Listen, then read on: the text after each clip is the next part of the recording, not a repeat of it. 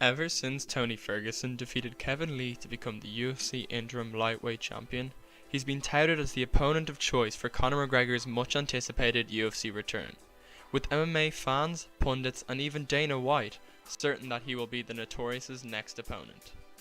However, I do not believe this is the case, and not only do I think that Conor will fight Nate Diaz next, but I also believe that it will be his last fight. Before I talk about why I think Nate will be the next opponent for McGregor, I first have to address the fact that Dana White himself has said that Tony Ferguson will fight Conor next. Surely information like this coming from the head of the UFC should be taken as fact. Well, it would be if Dana White hasn't consistently lied throughout his tenure as boss of the UFC. He's constantly making brash statements in order to keep fighters happy or the press in the dark. He's done this before throughout McGregor's career, insisting that he would rematch Jose Aldo, who also had an interim belt at the time, when, in fact, this fight never came to fruition. There are countless other examples of his inconsistencies and lies all over the internet, so here are just a small few. How does it go? George St. Pierre will not fight again.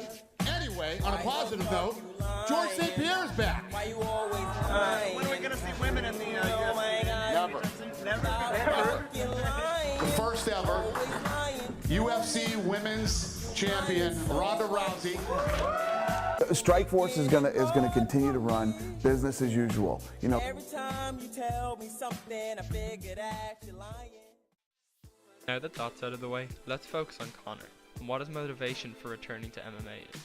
Conor is above and away the biggest star in the UFC, who transcends the sport of MMA. His fan base reaches far beyond hardcore or even casual MMA fans. He is a lifestyle and fashion icon, as well as a sporting one, with multiple sponsorship deals and personal businesses that have nothing to do with fighting. It's safe to say that Conor McGregor could not throw a punch for the rest of his life, and he'd still be just as rich and famous as he is now. It's clear from this that the money and exposure gained from a big return to the octagon, while still a nice bonus, are not major contributing factors in this decision-making process. I also do not believe that a love for the sport is a big reason for his return either. While it's very clear that McGregor is, in his own words, obsessed with the sport, he is also extremely conscious of the numerous health risks involved with fighting. McGregor himself had allegedly stopped training when he first received a call from the UFC, after one of his close friends had been forced to give up the sport due to health concerns. He also credits the unfortunate death of Portuguese fighter João Carvalho, whose fight he was present at, as a major reason for his infamous retirement tweet, and him not attending the UFC 200 press conference.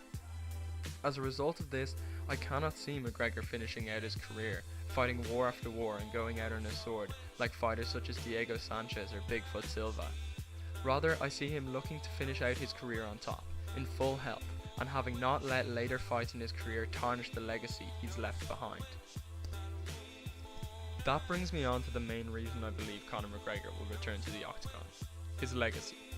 Conor McGregor has had a career like no other fighter, throughout which he has never looked back, going from featherweight champion to setting UFC pay-per-view records to becoming a two-weight world champion and fighting a boxing match against the most successful fighter of this generation. McGregor has achieved more than anyone thought was even possible during his UFC career. And it will really take a special fight to keep this unique trajectory alive. Keeping this in mind when assessing Conor McGregor's potential opponents, it's easy to see why I believe Nate Diaz will be his next opponent. Coming off a fight against Floyd Mayweather, a title defense against Tony Ferguson is almost a lose-lose situation for the Notorious. While a loss against Tony would be devastating for McGregor's legacy, a win against him, even though he's an extremely skilled and deserving challenger, wouldn't add much to it either. Tony Ferguson simply doesn't have that it factor that would further McGregor's status as one of the best MMA fighters of all time. His biggest win is against Rafael dos Anjos, and a huge amount of casual McGregor fans don't even know who he is.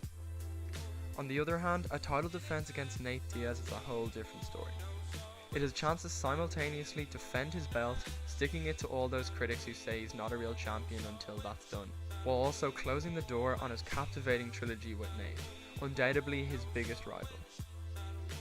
With the rematch at UFC 202 having broken the UFC pay-per-view record, a trilogy fight is also likely to do the same, cementing Conor's reputation as the pay-per-view king of the UFC. A title defense, broken records, and a finale of MMA's biggest rivalry. I believe that a win against Nate here would be the perfect note for Conor to end his historic career on.